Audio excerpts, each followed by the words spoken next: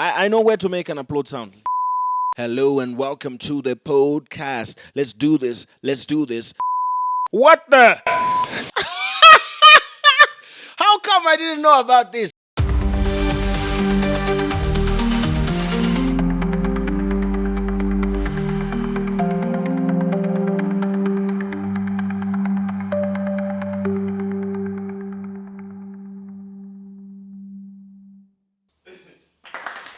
All right, thank you so much, ladies and gentlemen.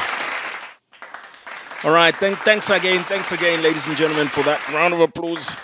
Okay, you can stop now. I know this is fun and all that, but you can stop. Thank you. Welcome to Zambia What a Day, my favorite podcast so far, because I learned a lot of news and all those things.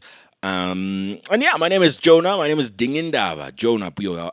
I'm giving you these updates, some of the leading news stories.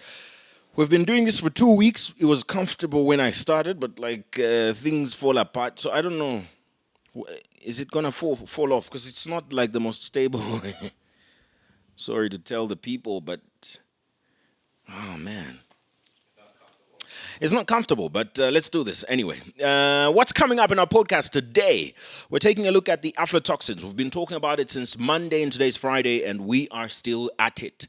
We have to talk about this, especially because there's latest development every single day. And this development is that government has named 8 of these milling companies. I say 8 of them because it initially was reported that they were 10. And then they were 8. But another story that we're taking a look at in our podcast today, severe water crisis hits Lusaka'S Kamwala South. But also one of the most bizarre stories that you will have to find in our news update today is of a 14-year-old girl who hit her cousin with a stone, and a 5-year-old cousin who died after an altercation. We'll get into detail into that. Let's start off, first of all. In response to an intense public outcry, the government has named 8 milling companies found with aflatoxins that exceed safety levels. Speaking at a joint press briefing in Kitwe, Ministry of Information and Media, Permanent Secretary Tabo Kawana says the companies are...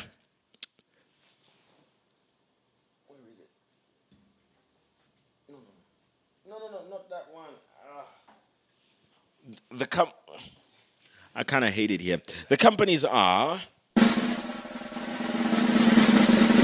Africa Milling, Farm Feed, Shabco Milling, Continental Milling, Girard Milling, Busu Milling, Pembe Milling, and Star Milling. Nothing to be applauding them for, but Mr. Kawana says that the Zambia National Public Health Institute led investigations that confirmed the company's products such as roller meal, bread flour, and other maize-based products were contaminated. Lavmo Sonda, she was at the press briefing.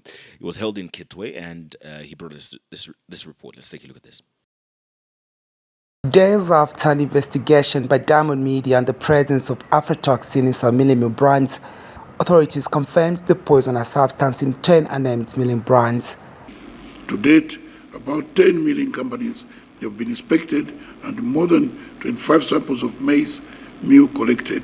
And it is with deep concern that in the report, 13 of these samples have been found to contain aflatoxin levels exceeding acceptable standard. However, government silence to name the brands angered stakeholders. Many accused government of being negligent. We not told the source so that we know where to buy the right meal. So that's a very much a concern we have. Barely 24 hours, and in response to the public outcry, government has named 8 milling companies with the presence of aflatoxin. Of the samples so far tested, the following brands have been found with elevated levels of aflatoxin: Pembe milling, that is in roller mill and number 3 mill; Africa milling, roller mill and breakfast; Farm Feed, that is super dog mill; Shabco milling, Continental milling, Girard milling, Busu milling, and star milling. Government would like to inform the nation that we have collected samples from all millers and results will be communicated to the public as soon as we have them on an ongoing basis. Please note that of the samples so far tested, not all batches were found to be positive and some were negative. So all batches associated to positive tests have been withdrawn and quarantined. And Pembe Milling has reaffirmed its commitment to produce top quality standard milling meal products in Zambia. According to that statement posted on their Facebook page, the milling company says, and I quote, "Our state-of-the-art facilities and enhanced safety protocols serve to always ensure we continue to offer premium quality across all product lines and to affirm our commitment to family, health and togetherness in Zambia." End of quote. Darius Jonya, Diamond News.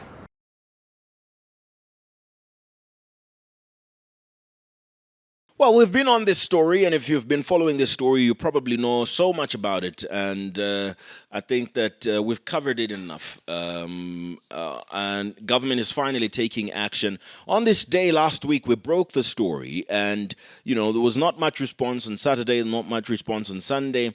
But government finally came out and confirmed the aflatoxins out in the public on Tuesday, and that's where we are at the moment. All of this is very, very unfortunate, and it's good that action is finally being taken. But you will also realize that there's actually a pretty big concern of aflatoxins because today's Friday. On Wednesday, there was a conference, a meeting, I should call it that is convening to take a look at how they can fix the aflatoxins that are in Tanzania and maize. This happened in Kenya, if I'm not mistaken, and that just goes to show you that it's no child's play. It's a big problem that needs to be sorted out, and Zambia needs to be much, much more alert, especially given the fact that some of the milling companies are importing maize from Tanzania.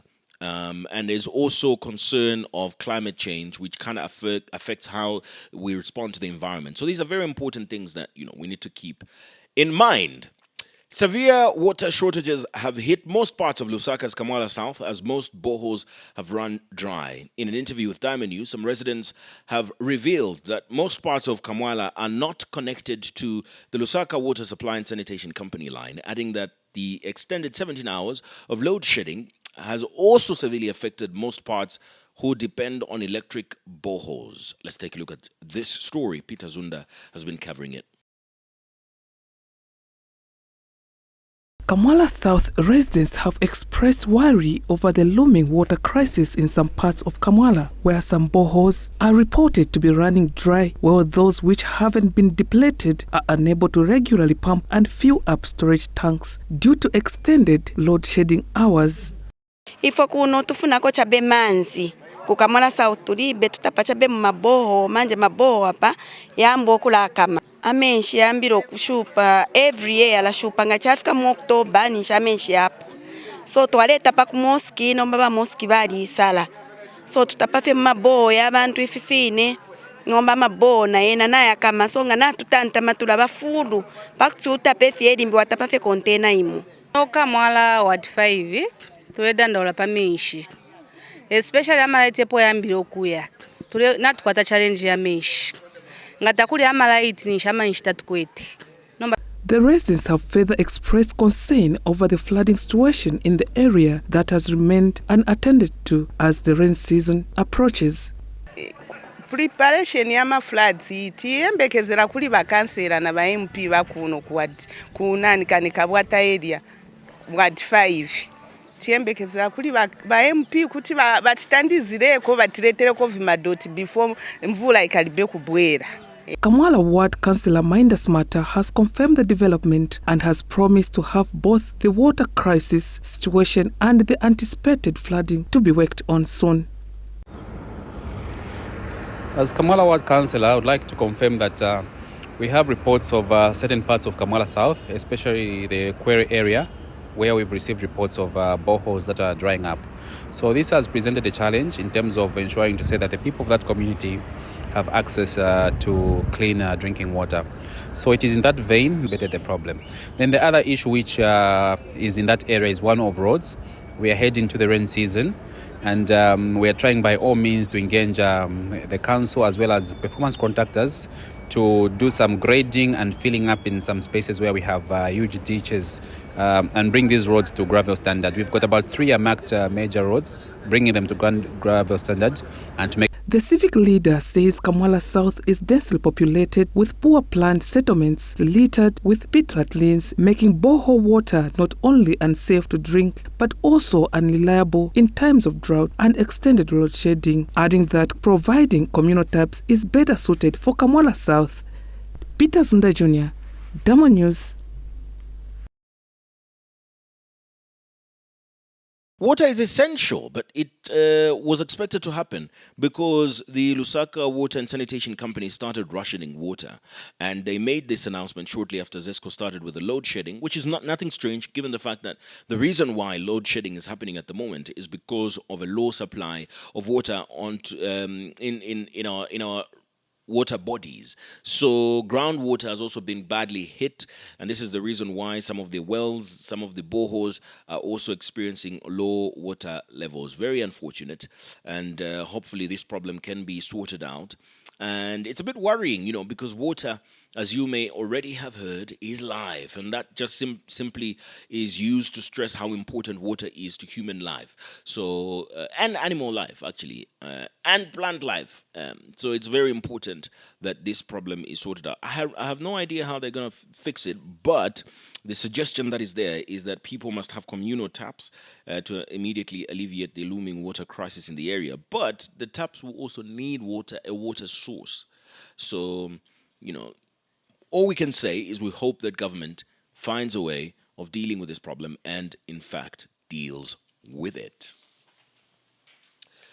Let's move on. Somebody yesterday was asking where the tablet is.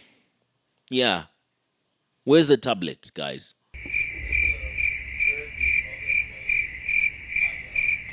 I kind of need the tablet, because people loved seeing the tablet, and now I don't have the tablet anymore. It kind of started making my job more exciting. I mean, I know we've discovered one more thing. Oh! Welcome back. Thank you. The mic dropped. Mic drop. But we're back. And yeah, a 14-year-old grade 6 girl of Lusaka has confessed before the Lusaka Magistrate Court to hitting her aunt's 5-year-old boy with a stone, whom she is accused of killing. The incident followed an altercation between the two. In this matter, the accused is charged with murder contrary to the laws of Zambia. When the matter came up before Magistrate George Njovu for trial, the accused tells court she hit him with a stone when asked how the baby died. Very sad story, but let's take a look at these details by Best Jerry. In a juvenile matter, a 14-year-old grade 6 girl of Lusaka has told Lusaka Magistrate Court that he hit his cousin, a 5-year-old boy, with a stone whom she is accused of killing in October 2023. This followed after the duo had an altercation in which the deceased allegedly said he did not like the accused, telling her not to be staying with them. Other allegations are that the boy told the accused, whom at the time used to be kept by the boy's mother, her aunt, to go back to her home where they eat vegetables without cooking oil. In this matter, the accused is charged with murder contrary to Section 200 of the Penal Code, Chapter 87 of the Laws of Zambia. When the matter came up before Magistrate George Njovu, the accused has told court she hit him with a stone when asked how the baby died. Following discrepancies on the accused names, court has ordered that the guardians swear an affidavit to clear the issue. In the absence of the affidavit, court says it will order that she is taken to prison as the matter awaits age determination and explanatory of charge on August 28, 2024. According to court documents, on the material day, the deceased mother was told by the neighbors that they had seen someone who looked like her son near their area but seemed beaten up by junkies but advised her to go to the hospital, where she found that the boy had died. When she went back home and asked the accused, the girl narrated they had gone to buy jiggies and left him to play with friends. But when taken to police, it is alleged that the accused confessed she got angry, pushed him where he fell on a stone, picked it and hit him twice. It is also alleged that blood started coming out of the victim's ears, and when she shook him, he was not responsive. Later, allegations are that the accused left the victim and went to the neighbor's house, where she asked for water to wash her hands. Best Jerry, Diamond News. Yeah, so it's sad. It's sad twofold, because you're talking about a 14-year-old girl. She's pretty young. She's in her teens, but quite young, very young life, and a very unfortunate situation. And then the kid that died, the boy that died, the cousin, was only 5. And when you think about it, it's a very sad situation in both ways, because the trauma that comes with having your cousin, 5-year-old cousin, die at your hands is incredible. But also losing the life of a 5-year-old in such circumstances is also very, very sad. And also, I wonder, maybe I'm out of touch with reality, but I don't see how a 5-year-old has an altercation with a 14, or in this case 13-year-old. I don't know. I don't see how that happened, but I guess it happened. The Lusaka Magistrate Court has warned that trial in a matter in which former Kabushi Member of Parliament Bowman Lusambo is accused of possessing property suspected of being proceeds of crime will continue, whether or not the accused chooses to participate in the status conference. Mr. Lusambo in this matter faces 2 counts of possession of property suspected of being proceeds of crime, contrary to the laws of Zambia. When the matter came before Chief Resident Magistrate Davis Chiwili for a status conference, the accused was absent due to illness, according to his surety Milengi Member of Parliament, Gaistev Chonde. Magistrate Chiwili has made it clear that if Lusambo fails to submit the required documents by the adjourned date, court to proceed and hear from him, or he may choose to remain silent. Let's take a look at this.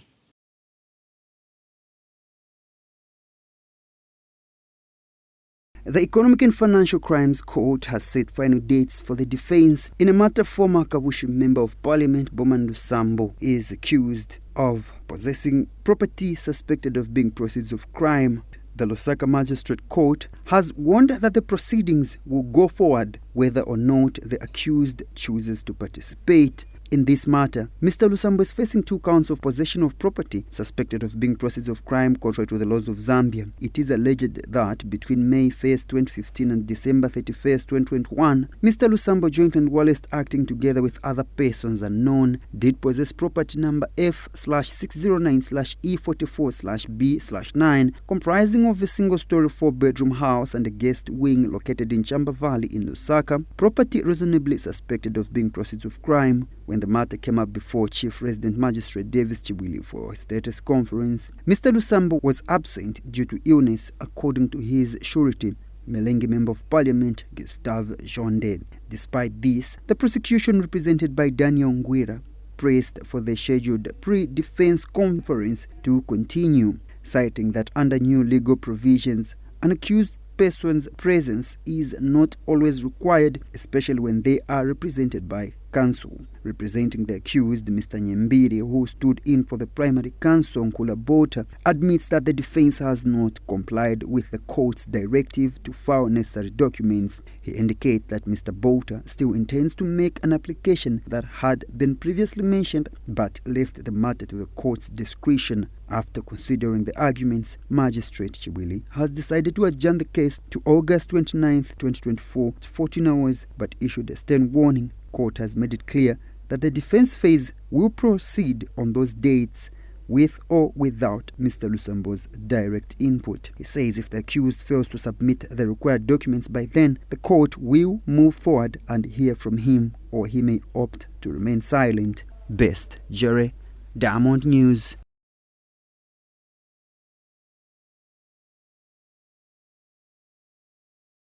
That is in one of the many cases that Bowman Lusambo is facing, allegations of corruption. One of them is jointly charged with his wife.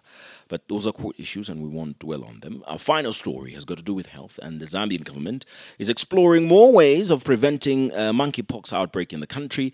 The disease that is negative in Zambia at the moment has infected domestic animals and humans in several African countries, with Burundi reporting the highest number of cases.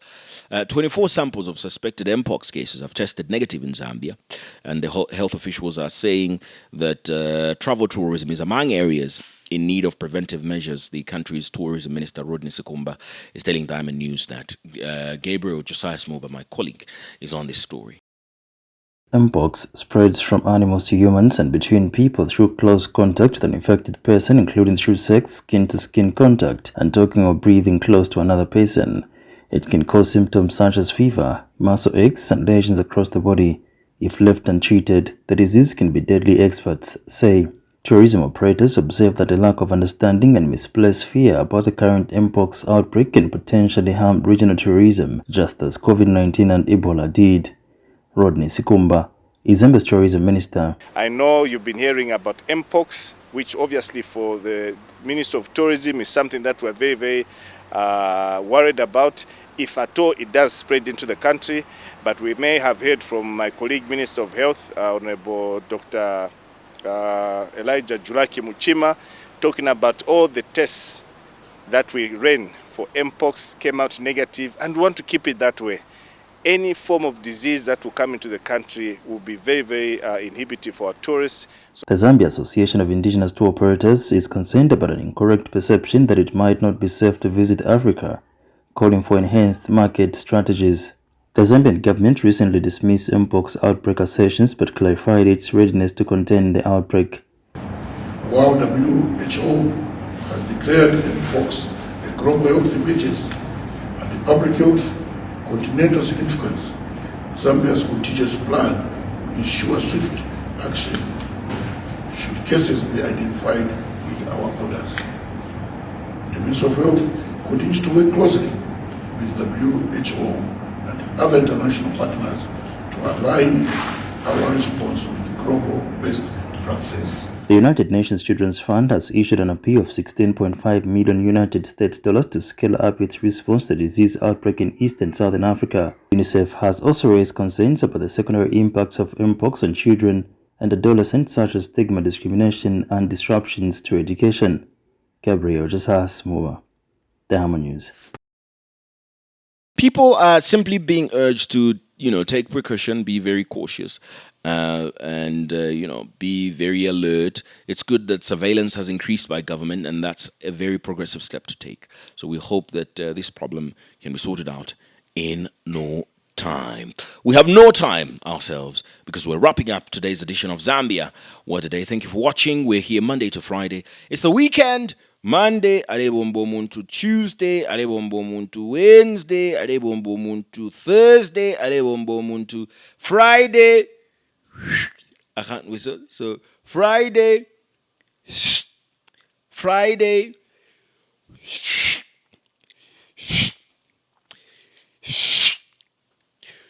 Friday, Friday,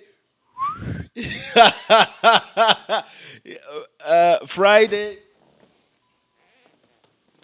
Yaksan Samuka. Friday is Friday. But hey, what a week it has been. Thank you for being here. I'm going to do the thing. Yeah, of course. So thank you so much, ladies and gentlemen, for being a part of this week.